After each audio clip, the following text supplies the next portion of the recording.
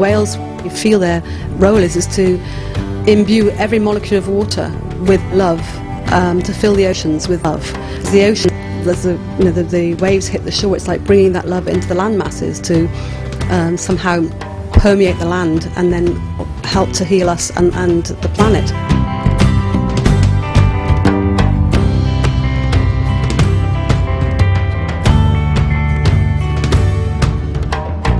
From tiny flies to majestic blue whales, our beautiful Earth co-inhabitants share the same mission in life: to help awaken the compassionate nature of humanity and bring love to this awe-inspiring planet.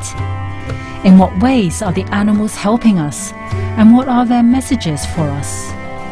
On today's Animal World, our co-inhabitants, we are delighted to present the first part of our two-part interview with British telepathic animal communicator Madeleine Walker, author of An Exchange of Love: Animals Healing People in Past, Present and Future Lifetimes. Miss Walker has a great passion for informing others about the loving nature of animals and their roles on our planet. She hosts clinics where she listens to animals communicate about their past and present traumas, performs distant readings of animal communications for clients, and teaches courses for those who wish to be certified in telepathic animal communication.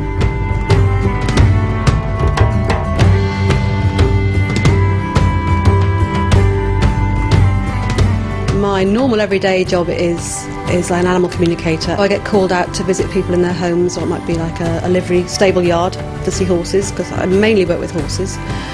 But I get asked to talk to guinea pigs, chinchillas, cats, dogs, all sorts of animals, and it's lovely to be able to get messages from them. What's it like to talk with animals? Miss Walker's first experience came unexpectedly while she was visiting a friend.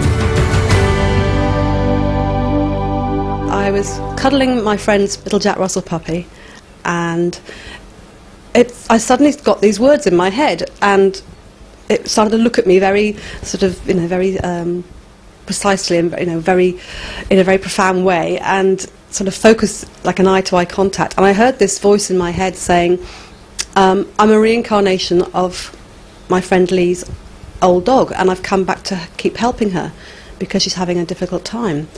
So I thought, okay, this dog is talking to me, that's weird enough, but it's also talking about reincarnation, which is really weird. I hadn't really thought about reincarnation at all before then, and certainly not thinking about actually talking to animals in a telepathic way, because it was like a voice in my head, but I knew it wasn't my voice. I put the dog down, and this little Jack Russell's face then started to change into a border collie with very specific spots on the muzzle.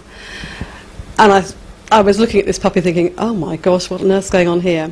And then just as suddenly it went back to being a little Jack Russell face. And so I asked my friend, have you had a dog before? And she said, oh, not for years. And I said, well, what did you have? She said, I had a border collie called Briar. And I thought, oh my goodness. So she said, why do you ask? And I said, well, your little puppy's just told me that he's a reincarnation of Briar, and he's come back to carry on helping you.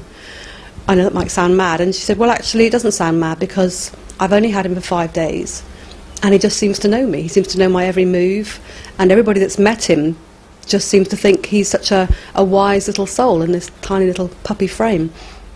So I asked her if she had a photograph of Brian. So she went and got a photograph and showed me, and it was exactly the face with the spots on the muzzle that the puppy had shown. And from then on, it's like the floodgates opened. I started to hear animals all over the place.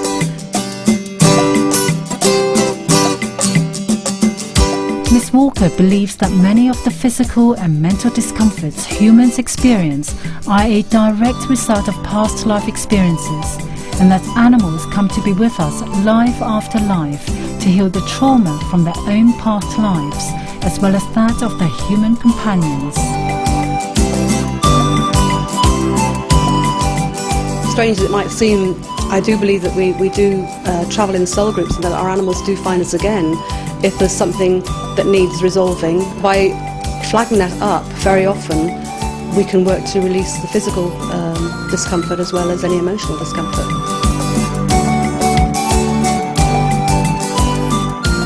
Miss Walker's gifts is the ability to communicate with animals after they've passed on. I get a lot of requests from people all around the world who have had an animal that's passed, and they obviously want to know that the animal's okay. Well, they usually email me a photograph to get the messages of reassurance from the animals, and very often they'll describe someone that they've connected with in spirit, and it might be like a grandfather or a mother or a father of the human carer. And it's so nice to have such a clear evidence of that. And the other day I had a Dalmatian that had passed over, and from the photograph that the lady sent me from America, I could see this dog with a black dog and another Dalmatian that felt very sort of nurturing, and lots of other dogs around, but those two seemed to be the ones that were looking after it, and also a lovely gentleman who I felt was their grandfather. They were all looking after each other, which was fantastic.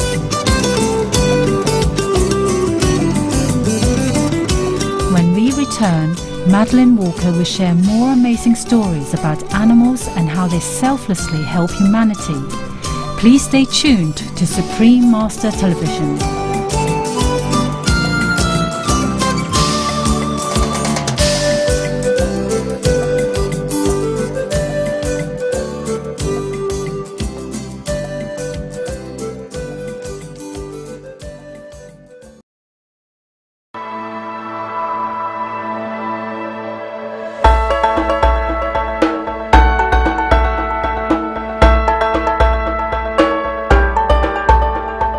The animals are far more expanded than we are. And the great thing is that they really want us to expand and be empowered as well. That's what I love so much.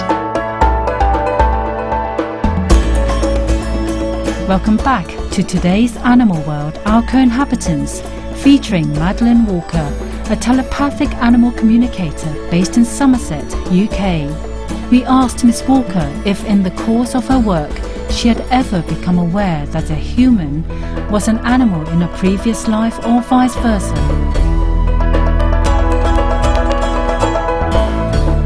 Well, strange as it might seem, I do believe that. I have had cases where I've had human clients that have been animals before, and animals that have been human before. I wasn't entirely sure about that, and then I was giving a demonstration with an old mare called Pebbles, and she showed me an incarnation where she'd been sort of an ancient master of Eastern medicine. And I was very worried as to how the students that were listening to this demonstration were going to take it. I was not sure about it at all. But it did seem to make sense. This old mare seemed very, very wise, and the reasons she gave for coming back as a horse made a lot of sense.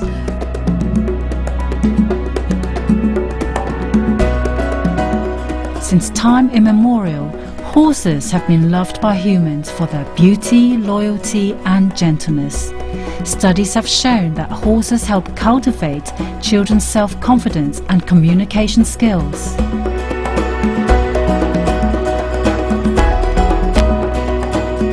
I recently worked with a pony, and the mother of the girl who rode the pony was very concerned about her daughter's lack of confidence, and she wasn't sure how her daughter would accept any advice that she might be able to give, but she said perhaps if you can talk to the pony while the daughter is with you and see if the pony can give some advice. The pony started to describe some new riding techniques that the girl had been taught, and then this pony started talking about her mathematics at school, and then the pony gave me a statement, something like, if this girl could only believe in herself, she would find this subject so much easier if she just trusted her, herself and her, just to have that self-belief. And it was quite extraordinary because the girl went quite pale and said, those are the exact words my maths teacher has just written yesterday in my half-term report. How did the pony know? And I don't know. And it just helped reinforce that this girl really did need to think about that, and did need to think about believing in herself, and that everybody else knew she could do it, and this pony certainly thought she could do it, so it was time perhaps that she started believing in herself. Madeleine Walker says that communication between humans and animals is simply the giving and receiving of overwhelming love, and she has the following advice for those wishing to deeply connect with an animal friend. When I'm teaching people, I advise them to perhaps imagine a thread of light or a cord of light from your heart to the animal's heart, and just imagine sending all love down that cord, and just thanking the animal for being there and for having patience with you, and you know, just that you're here to help, and is there anything they can tell you to help to make their needs better, or perhaps something that we need to learn, and then just be open to listening and just see what happens. And it might be a feeling, or just a word, or you might get a smell or a taste, or you know, a video clip in your head. It can affect people in different ways. All the indigenous tribes have always communicated that way with the planet, you know, and it's just something that we've become a bit distanced from. And again, it's about believing in ourselves and trusting that process. I think we've got so brainwashed into thinking that it's, you know, it's strange. You don't go talking to animals or trees or, you know, plants. You know, it's all too weird, and that's not what we do. But of course, I say, tribes around the world, you know, have always communicated that way, and that's what they believe. The presence of our animal companions assists us in numerous ways, from improving our health to helping elevate us spiritually, especially during this critical time in our planet's history. Well, I do feel that this is a very important time for the planet. Well, I just believe it's going to be a huge expansion of awareness, and I think the animals are really, again, feeling that and helping us.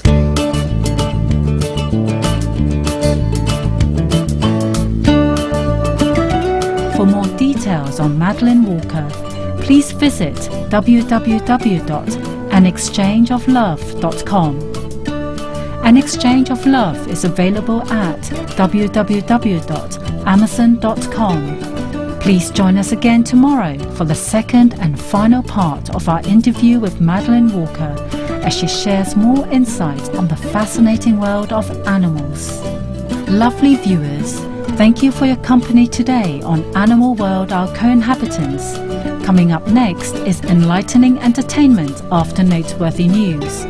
May we always treasure our precious planet and all the splendid beings living here.